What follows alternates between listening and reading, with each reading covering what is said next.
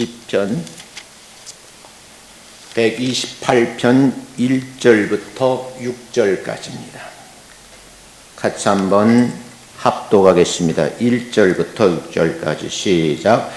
여호와를 경외하며 그의 길을 걷는 자마다 복이 있도다. 내가 내 손이 수고한 대로 먹을 것이라.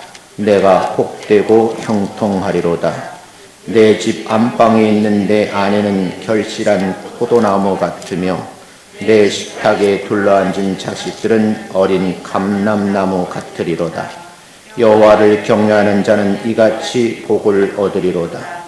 여호와께서 시온에서 내게 복을 주실지어다. 너는 평생에 예루살렘의 번영을 보며 내 자식의 자식을 볼지어다. 이스라엘에게 평강이 있을지어다. 아멘. 옆 사람과 같이 한번 인사합니다. 만나 뵙게 돼서 반갑습니다. 인사합니다. 강건하심의 복을 받아 누리시기 바랍니다. 라고 인사합니다. 강건의 복을 받아 누리시기 바랍니다. 이번 주에도 좋은 일이 많이 있게 될 줄로 믿습니다. 하고 인사합니다. 이번 주에도 좋은 일이 있게 될 줄로 믿습니다. 인사하기 어려워요? 괜찮아요?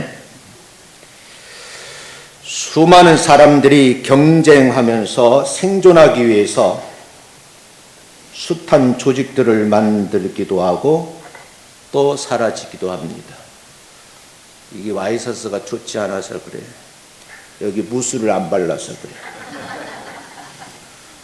그냥 가요. 가정이라고 하는 조직은 여전히 인간들에게 지대한 영향을 미치고 있다. 이 말은 누구도 부인하지 않습니다. 인간이 가지고 있는 정치, 경제적 안녕과 더불어서 사회 질서를 위해서 국가라는 공적 조직이 운영되고 있습니다. 사적인 생활 영역에 평화와 행복을 만들어주는 공간이 있는데 이걸 우리는 가정이라 그런 다른 말로는 사적 조직인데 국가에서 공인을 해줍니다. 가정이라고 하는 보금자리는 우리가 머물면서 그곳에서 제일 중요한 것은 생계를 이어가면서 평안함을 누리는 유일한 공간이기도 합니다. 가정이라는 시스템과 그 시스템을 움직이는 구성원인 이 가족들은 세상에 그 누구보다도 소중하다는 겁니다. 가정은 하나님께서 인간에게 최초로 만들어 주셨다라고 창세기에선 기록을 합니다. 인류가 생존하고 있는 한 이 작은 공동체를 지키기 위해서 존속되어 갑니다. 가정을 이루는 가족은 무엇보다도 혈연 관계라고 하는 사실이고 그 사실을 아주 소중하게들 여깁니다. 요새는요, 일부 목사님들이 건강가정기본법이 개정되는 것에 대해서 극렬하게 반대를 해요. 그 내용을 제가 잘 알고 있습니다. 왜냐하면 그 내용들을 내가 2005년서부터 지금까지 가르치고 있는 일부 과목이기도 합니다. 혈연으로 맺어져 있고 또는 양자라고 하는 관계로 해서 맺어지는 가족도 있습니다. 근데 우리가 살고 있는 지금에는 그렇게 혈연으로 맺어진 가족 관계만 인정하면 복지 혜택을 많이 받지 못하기 때문에 이 폭을 점점 넓혀가고 있다는 그런 이야기이기도 합니다. 가족의 구성원들이 행복하게 살아가려고 하면은 나름대로 제가 생각을 해보니까 가정생활과 관련된 수많은 지식을 가지고 있어야 되고 삶에 필요한 생활 기술이 있어야 된다는 거예요. 여기에다가 교회에서는 이렇게 말하죠. 말씀을 통한 신앙적 가치관이 바르게 정립된 구성원들이 있어야 된다. 이렇게 말을 합니다. 우리나라가 작은 나라지만 부정적이건 긍정적인 간에 1등하는 분야가 많이 있어요. 그 중에 하나가 OECD 국가 중에서 이혼율 1위, 아이를 안 낳는 국가 1위를 함께 달리고 있습니다. 어쩌면 불명예스러운 순위에 랭크되어 있다. 이렇게 설명이 가능합니다. 그 말은 가족이라고 하는 공동체가 흔들리고 있다. 그런 이야기입니다. 가족을 향한 폭력과 학대로 인해서 아내와 아이들이 그 공간에 함께 살 수가 없어서 바깥 세계로 나가는데 우린 그걸 가출이라고 그래요. 결국 이 가정이 결손 가정이 돼서 우리나라의 사회적인 큰 문제로 현재 부상되고 있습니다. 그 예가 한부모 가족이라고 그러는데 조선 가족이라 그래요. 옛날에는 모자 가족이라는 말을 써서 모자 복원법이라는 것이 있었어요. 이것이 점점 확대되니까 나중에는 모부자 복지법으로 바뀌었고 근자에서는 어감이 좋지 않다. 그래서 어느 한쪽 부와 모와 함께 사는 가정이다. 그래서 지금 본명이 한부모 가족 지원법입니다. 아이들을 떠맡은 시골 동네에 손자들하고 함께 사는 가족들이 있습니다. 정부에서 지원하기 위해서 이름을 조선가족이라 이렇게 부릅니다. 이로 인해서 자녀들이 어두운 세상에 방치되어 버리는 불행한 일들이 지금도 일어나고 있습니다. 그럼에도 불구하고 온 세상의 기초가 흔들린다고 해도 여러분과 제가 가꾸어 가고 있는 가정을 든든하게 만들어 간다면 두려울 것이 없지 않겠느냐 하는 것이 저의 견해입니다. 여러분들과 제가 섬기는 가정이 믿음 위에 세워져야 함을 강조드리고 싶습니다. 성경은 모래 위에 지은 집과 반석 위에 지은 집을 예로 듭니다. 온 세상에 죄악으로 물들어 어두움으로 뒤덮인다고 해도 여러분과 제가 섬기는 가정은 말씀과 성령 안에서 성경적 가치관을 가지고 거룩함을 유지한다고 하면 오히려 세상을 밝게 할 빛을 발하게 되는 그런 가정이 되지 않을까 생각을 해요. 제 아무리 재물이나 권력이나 명성이 그 밖에 모든 것을 다 가지고 있고 누리고 있다 하더라도 가족인 구성원들로부터 행복함을 누리지 못하고 온다면 그건 불행이라고 말할 수밖에 없습니다.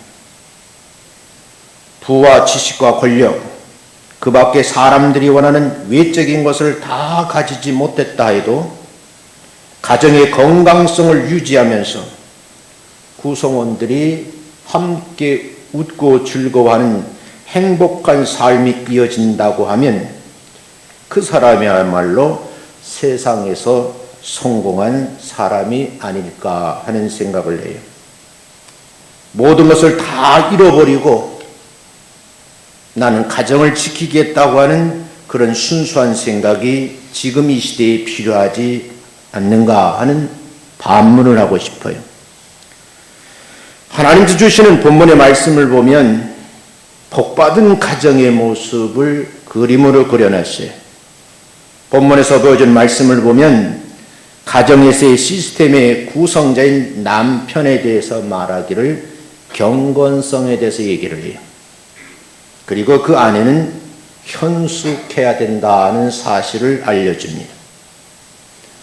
경건성을 가지고 있는 남편, 현숙함을 유지하고 있는 그 아내가 이룬 가정에서 태어난 아이들의 장래가 미래에게 도움이 된다는 그런 말씀이에요. 그런데 오늘 본문을 보면 하나님께서는 세우신 교회를 통해서 여러분과 제가 이루은 가정에 복 주시기를 원한다는 거예요. 우리 이 말씀을 통해서 어떤 가정이 복받은 가정인가? 어떻게 하면 우리의 가정을 복된 가정으로 가꾸어 갈 수 있을까 하는 측면에서 배움이 좀 있었으면 좋겠습니다. 그러기 위해서 우리의 가정은 반드시 하나님을 경외하는 경건성이 유지되어야 된다는 거예요. 가족 구성원들이 하나님을 두려워할 줄 알아야 되고요. 하나님을 섬기면서 함께 기도하고 함께 예배드리는 가정이 되어야 되지 않을까. 오늘 말씀을 통해서 건강성을 누리고 있는 가정을 만들어간 비결을 본문 말씀을 통해서 깨달음을 얻는 행복한 주일 예배가 되시기를 주님의 이름으로 축원합니다. 본문으로 들어가 보겠습니다. 오늘 말씀을 통해서 주신 첫 번째 메시지는 바로 현숙한 아내가 가정을 이끌어 가야 한다는 거예요. 아내의 마음 씀씀이는요, 남편에게는 안정감을 이룰 수 있어요. 바깥에서 사회 구성원들을 제가 많이 만나보잖아요. 아침에 출근해서 사람들의 모습을 이렇게 지켜봐요. 그 표정만 봐도 저 사람이 어젯밤 가정에서 어떤 일이 있었는지 알 수가 있을 것 같아요. 나이가 60이 넘으니까 이제는 뭔가 좀 알 것 같다는 느낌이에요. 아내 마음의 씀씀이는 자녀들에게는 따뜻하고 포근함을 느낄 수 있는 영양분입니다. 제가 어렸을 때 마음의 상처를 가지고 있을 때가 있어요. 너무너무 억울해서 어머님 앞에서 한없이 울었어요. 어머니는 하루 종일 일을 해서 입고 있는 옷에서 쩔은 땀 냄새가 나는 거예요. 그 무릎에 제 얼굴을 파묻고 얼마나 울었는지 모릅니다. 그런데 그 땀 냄새가 저에게는 향수 같고 지금도 그 냄새를 맡고 싶다, 그런 생각이 있어요. 화목하고 아름다운 가정은 부부관계에서부터 시작된다는 거예요. 그 관계의 시작은 출발점이 아내로부터입니다. 현숙한 아내는 남편을 세우는 일을 하고요. 화목하게 가정을 이끌어가면서 구성원들을 바르게 인도해 간다는 거죠. 현숙한 아내가 이렇게 남편을 잘 세울 때에 그 가정은 복된 가정이다, 이렇게 평가를 받을 수 있다는 거예요. 이해될는지는 모르지만 동화 하나를 소개하려고 해요. 안데르센의 동화인데 썩은 사과라는 제목의 이야기입니다. 어떤 시골에 늙은 농부네오가 살고 있었어요. 이 어르신 두 분에게 유일한 재산은 말 한 필이, 그게 총 재산이에요. 할머니가 할아버지에게 부탁을 했어요. 여보, 장에 가서 이 말을 팔거나 아니면 더 좋은 것과 바꾸어 오세요 라는 부탁을 했어요. 할머니의 부탁을 받은 할아버지는 말을 끌고 장에 가서 처음에 소를 바꾸었습니다. 또 깊이 생각해 보니까 우리 아내가 뭘 바꾸오라는 말이지 고민을 하다가 소가 양으로 바뀌고 양이 거위로 바뀌고 거위가 암탉으로 바뀌고 마지막에는 말 한 필과 썩은 사과로 바꿨다는 얘기예요. 날이 저물어서 썩은 사과를 들고 주막에 들렸는데 동네에서 부자로 소문난 두 할아버지를 만나게 됐어요. 서로 재미난 이야기를 주고받습니다. 그때 자초지종을 들은 두 어르신 부자 노인들이 자네 집에 돌아가면 틀림없이 할머니한테 야단을 맞을 것이라고 얘기를 했어요. 그렇지 않다라고 말을 하니까 그럼 우리 내기하세요. 만약에 내가 지면 금화 한 자루를 주겠다라고 부자인 어르신들이 제안을 했습니다. 결과는 부자들의 제안이 빗나갔습니다. 그 이야기가 동화로 구성되어 있는 거예요. 부자들의 생각과는 달리 할아버지 이야기를 듣고 있던 할머니가 첫 마디가 내가 말을 끌고 가서 소를 바꿨어. 그리고 첫 마디가 잘했어요. 잘했어요. 여러분 영감을 바라보고 한번 얘기합니다. 잘하셨어요. 아내를 바라보고 참 잘했어요. 이게 잘 안 나오는 거야. 아니 귀하게는 말 한 피를 가져가서 소를 바꿨다 그러니까 여보 참 잘하셨어요. 저도 평생 같이 사는데 이 소리 정말 듣고 싶은데 난 지금까지 못 들어봤어요. 할아버지가 말과 암소를 바꿨다 그러니까 할머니가 하는 말 여보 우리 우유를 먹게 되었으니 고맙지? 하고 응수를 하는 겁니다. 그러면서 잘했다는 거예요. 근데 할아버지도 하는 말이 그런데 다시 암소를 양으로 바꿨어. 그러니까 할머니가 그건 더 좋지요. 양이 먹은 풀은 들에 가득하고 또 양젖을 짜서 마음껏 먹고 토로까지 있게 되었으니 할아버지 고마워요 그랬다는 거예요. 자 다시 한번 영감한데 고마워요 시작. 쑥스럽죠? 안 해봐서. 고민하다가 할아버지는 할머니를 생각하면서 암탉으로 바꿨어요. 그 이야기를 듣고 할머니가 참 잘 바꾸셨어요. 암탉은 알을 낳고 알이 햇병아리를 낳으면 우리는 양계장 주인이 될 수 있잖아요 하고 응수를 했어요.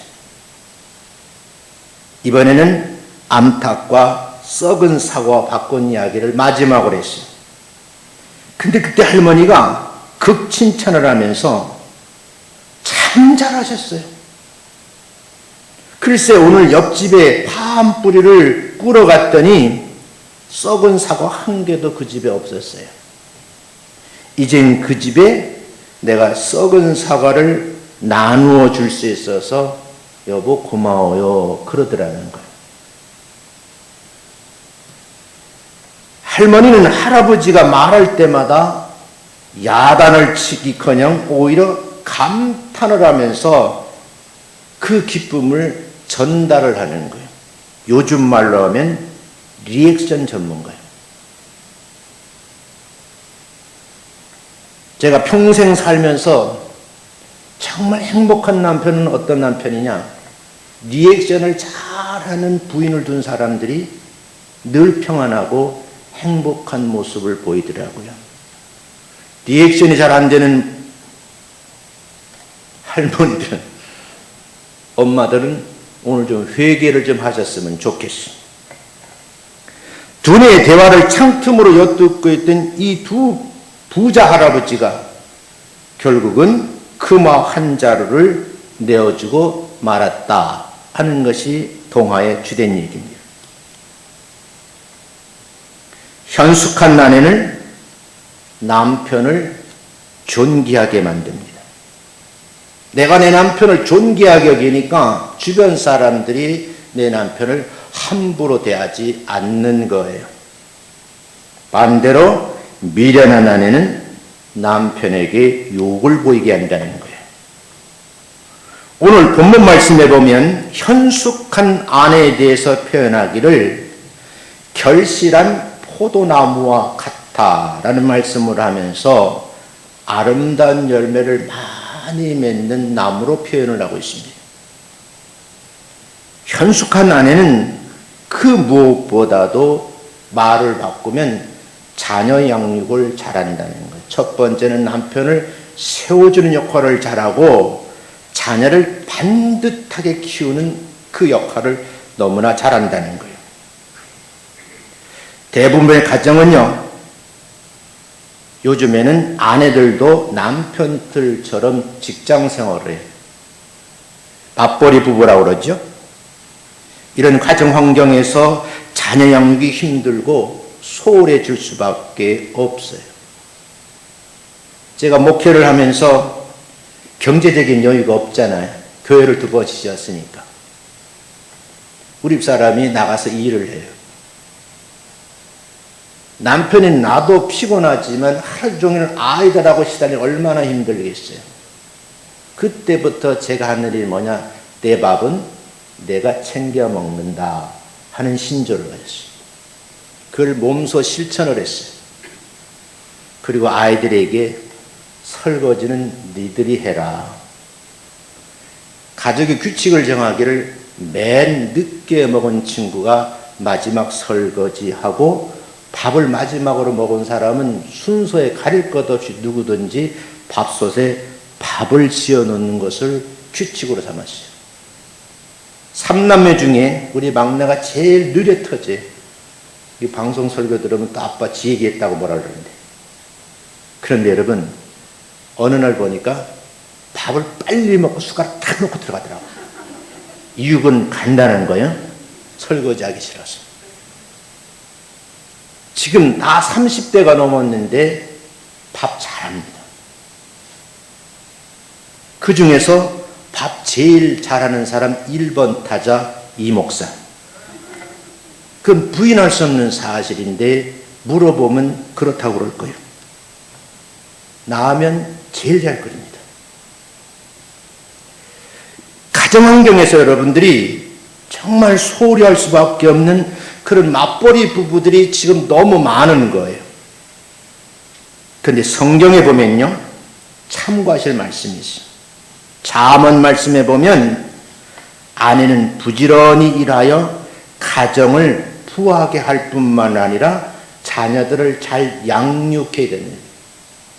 아내는 게으르면 안 돼요. 부지런해야 된다는 거예요. 복을 받는 가정을 위해서 아내들의 역할이 얼마나 중요한지를 보여주는 말씀이에요. 오늘 본문에는 이런 아내를 결실한 포도나무와 같다는 말씀으로 비유를 하잖아요. 그래서 오늘 본문 말씀을 보면 내 집 안방에 있는 내 아내는 결실한 포도나무 같아, 이런 표현을 썼어요. 잠언에서는 이런 여자는 여호와께 칭찬을 받을 것이라고 말씀을 하시죠.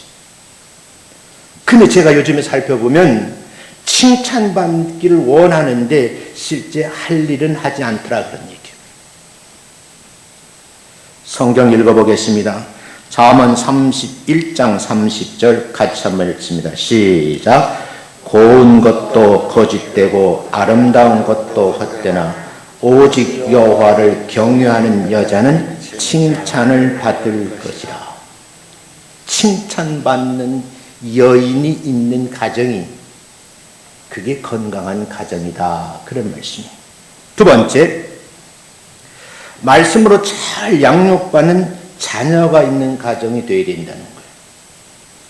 본문에서는 복받은 가정의 자녀들을 표현을 하기를 어린 감람나무 같아, 이런 표현을 썼어요.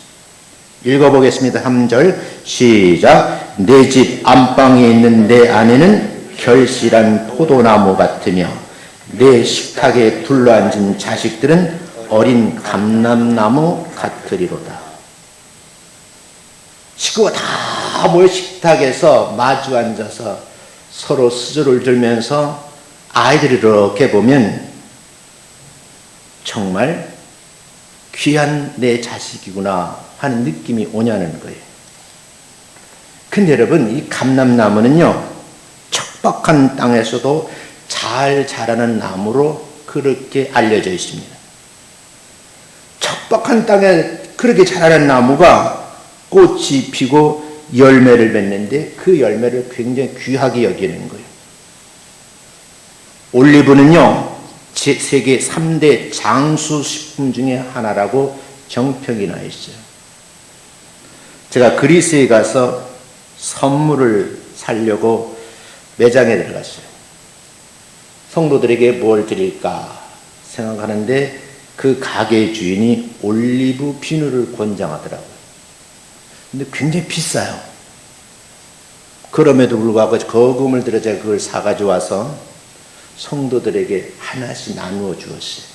저는 여행 가면 성도들 비누 나눠주는 사람이거든요. 그랬더니 어떤 분이 와가지고 한참 있다가 목사님 하나 더 주시면 안 되겠냐고 그러더라고요. 내가 그때 기도했어요. 또 나밖에 하옵소서. 그렇게 중요한 거예요. 근데 성경에서는요, 이렇게 말씀을 해요. 왜 감람나무라는 표현을 쓰느냐? 재작년에 맺혔던 그 가지에는 꽃이 피지 않습니다. 다시 새순이 올라와서 그 새순에서 잎이 나고 꽃이 피고 그 과정 속에서 열매가 맺어지는 거거든요. 자녀들이 어린 감람나무와 같다는 것은 장래에 촉망되는 복된 자녀라는 뜻이에요. 경건한 사람의 자녀들은 어린 감람나무처럼 장래가 촉망되고 복받은 아이라고 입가에 오르내리게 된다는 거죠.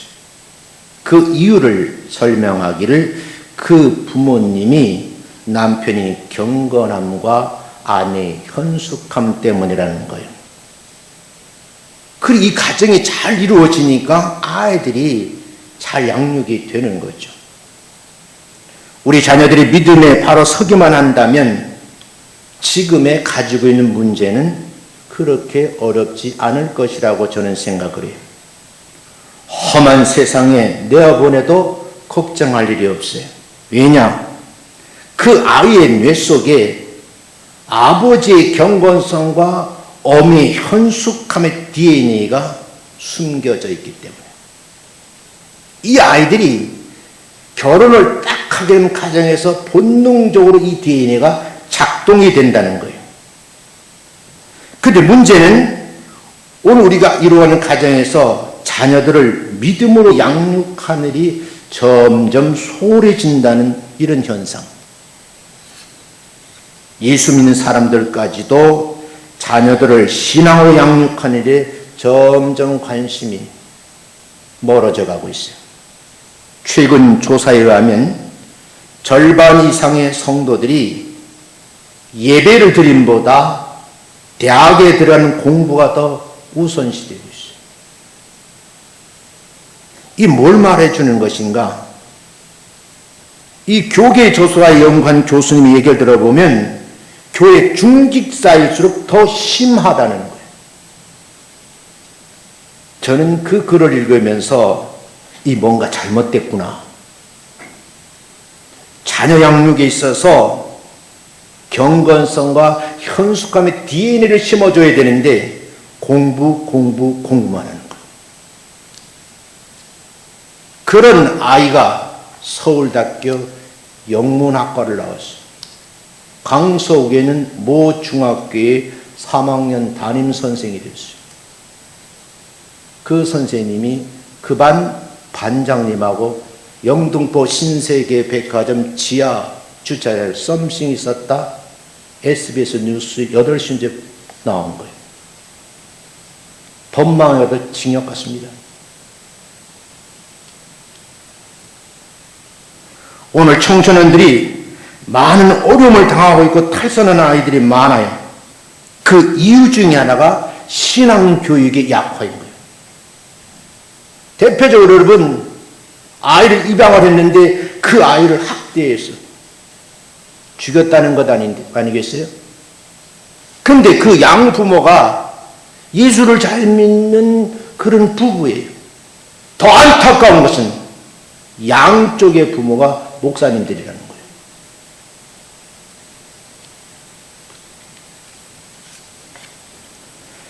우리가 좀 고민을 해봐야 돼요. 신앙으로 잘 양육받은 자녀들은 어떤 경우에도 하나님의 보호하심 속에 안전할 수 있게 될 줄로 믿습니다. 이런 자녀들의 장래가 매우 밝다는 거예요. 왜요? 하나님께서 그들의 앞길을 인도해 주시기 때문이에요. 청년들도 취업난과 가치관의 혼란으로 갈 길을 잃고 방황하는 예가 참 많아요. 입시 실패로 인해서 탈선하는 아이들이 많아요. 그래서 요즘에 보면 공교육에 적응하지 못해서 학력을 인정받지 못하는 대안학교에 너무너무 많은 거예요. 교회 옆에 있는 대안학교도요, 학생들이 굉장히 많아요.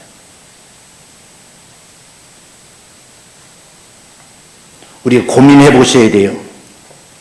신앙으로 잘 양육받은 자녀들은 부모 입장에서 보면 내가 복받았다는 증거라는 거예요.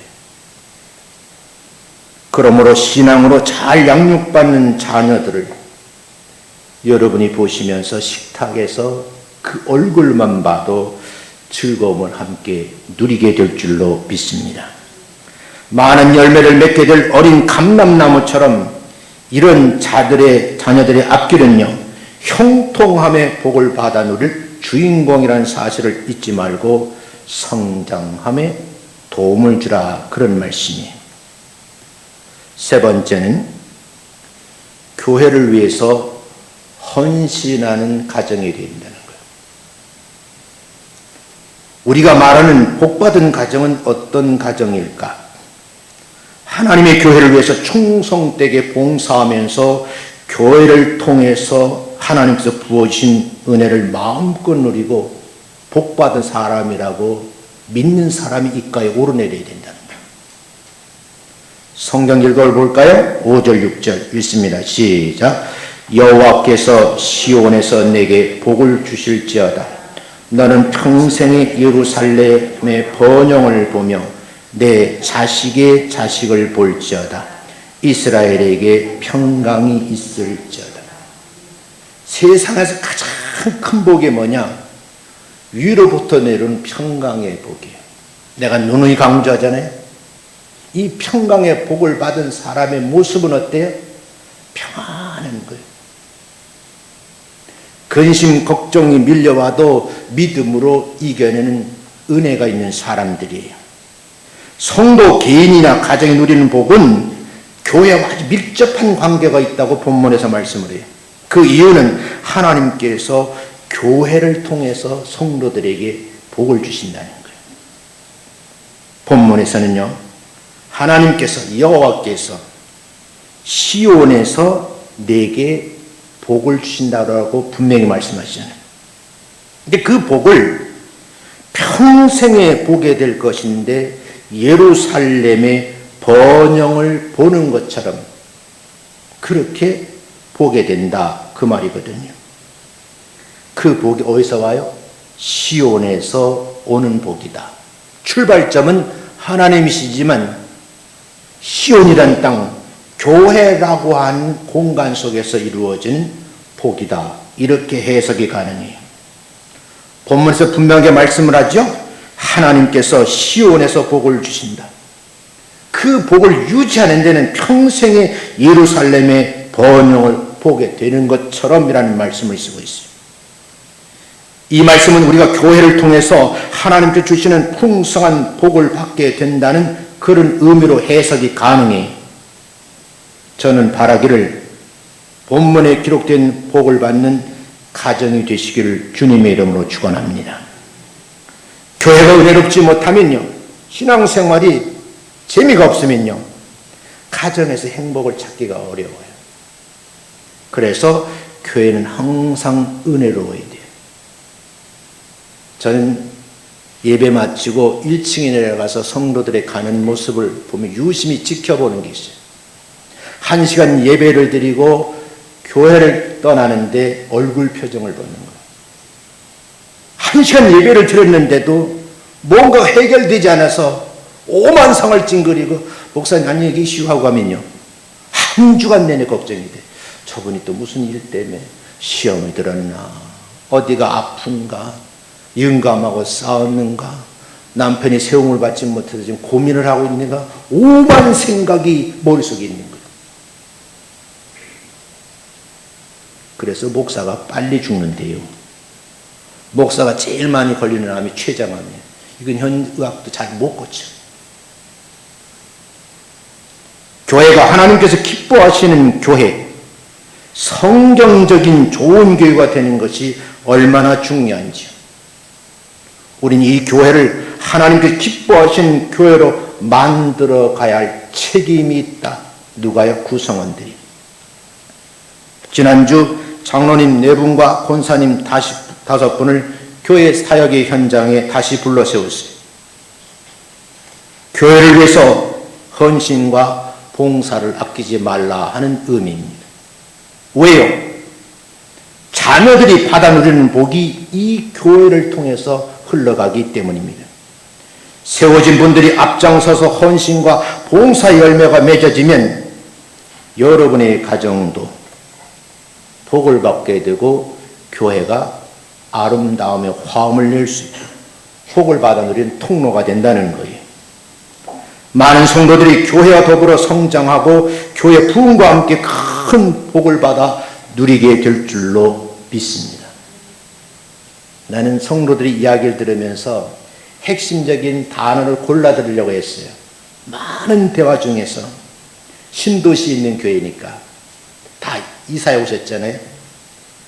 말을 듣다가 1개월, 2개월, 3개월, 6개월, 1년 지나면서 본 교회 얘기 아니고 이제 우리 교회라는 말을 듣고 싶은 거예요. 우리 교회 이런 일이 있었어요.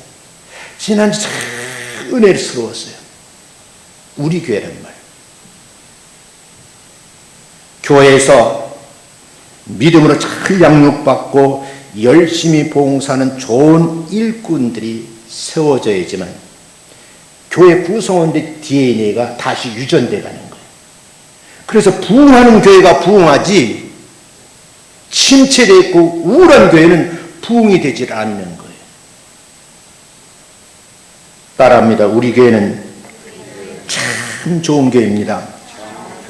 우리 교회는 웃음이 가득한 교회입니다. 인상 쓰고 왔다고 나갈 때는 얼굴이 환해지는 거예요. 오늘 우리 현실과 형편이 어렵다고 해도 그러면 그럴수록 더욱 충성스럽게 교회를 섬기면서 마음의 기쁨이 회복되시기를 주의 이름으로 축원합니다. 이 기쁨이 회복돼야지만 삶이 즐거운 거예요. 그 모습이 보여지는데 편안한 모습이잖아요.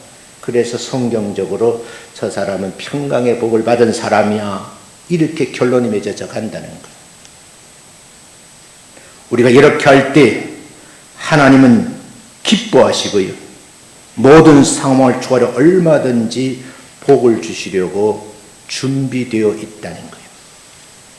지난주 저는 어느 모임에 가서 어떤 여목사님의 설교를 듣다가 기절할 뻔했어요. 내가 메모를 빽빽하게 적었어요. 정말 신학 공부 잘못하신 분이구나. 어떻게 성경 해석을 저렇게 하지? 본문 읽더니 복을 땡겨온다는 말을 쓰더라고요. 잘못된 거예요. 언젠가 제가 설교 한번 하겠지만 복과 축복의 개념은 다른 거예요. 복의 주인은 하나님이셔요.